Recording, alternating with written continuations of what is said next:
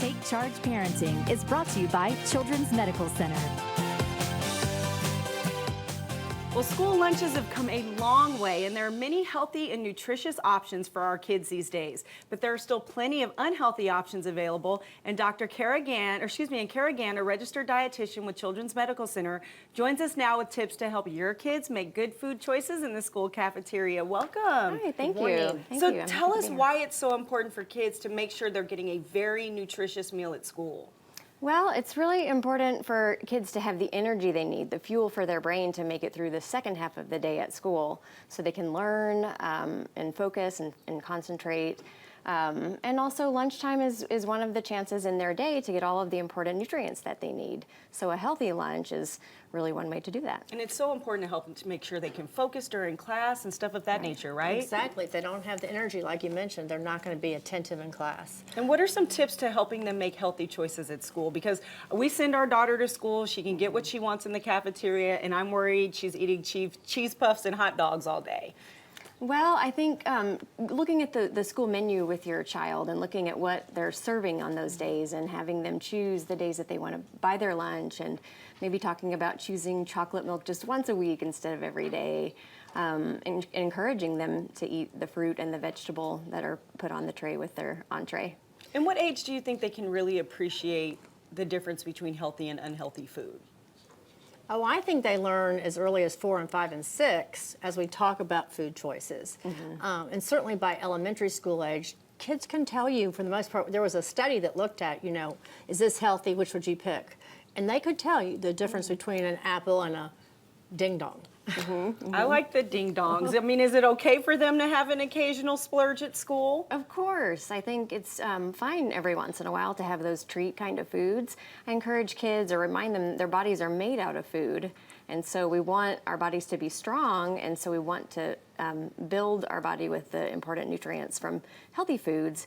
And so as long as we're doing that most of the time, then every once in a while it's okay to have. So can you give me some ideas about some new healthy things we could put in lunches? Goodness. I think the standby sandwich is always really good because you can pack so many different food groups into a sandwich, whole wheat bread and a lean kind of meat like turkey and cheese, lettuce, tomato. But kids get tired of sandwiches, and so maybe trying to change it up and sending yogurt with fruit and granola, trying to combine at least 3 different food groups with a really good source of protein to help keep them full. You can just really make it out of anything. And seriously, I've seen some of the greatest creative food options on Pinterest. There are whole Pinterest boards about making healthy, fun lunches for your kids for school, right? I think that's a great idea. It's a great place to look. And what about keeping everything healthy? Like, we have to worry about keeping it cool or warm. What about that? Well, I think it's important to keep cold things cold, like yogurt and cheese. And so having an ice pack that you can put in the lunchbox. There are some lunch boxes that you put in the freezer, and so they stay cold all day. Maybe freezing the sandwich or the yogurt and putting them in, and by lunchtime they're thawed and ready to eat. Now, one other thing, what about breakfast? I have a lot of patients who want to skip breakfast. I do too. I think breakfast is really important. And, like I was saying with lunch, our brains need the energy to stay focused and to learn.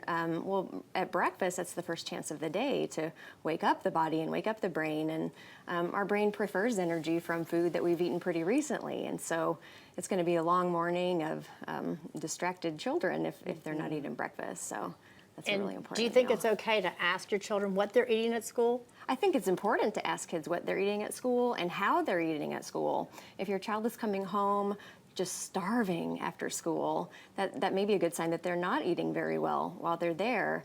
I see a lot of kids who tell me they drink their milk and they eat their fruit, but they don't care for the other food, so they don't eat it. They're distracted by talking with their friends and ready to go play outside, so they don't really pay close attention to whether they're being satisfied. And then they try to make up for it when they get home, and they're just overly hungry. So when they get home, what are you making for snacks? Something nutritious, obviously. Absolutely. A snack time is just another opportunity in the day to get in those foods that we need that have important nutrients. So foods that you would include in a meal meal are great for a snack too. Fruits and vegetables. If dinner's going to be an hour or two away, maybe a good source of protein like peanut butter.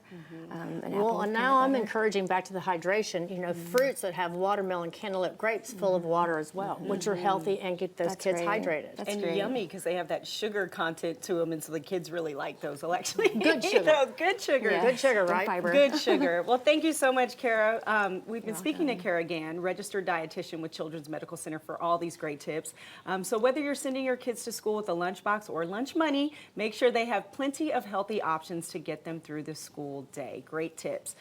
All right, are you sending your child off to college? We think you may have forgotten some of the most important items. We'll tell you what they are when Take Charge Parenting returns. You don't want to miss this. Take Charge Parenting is brought to you by Children's Medical Center.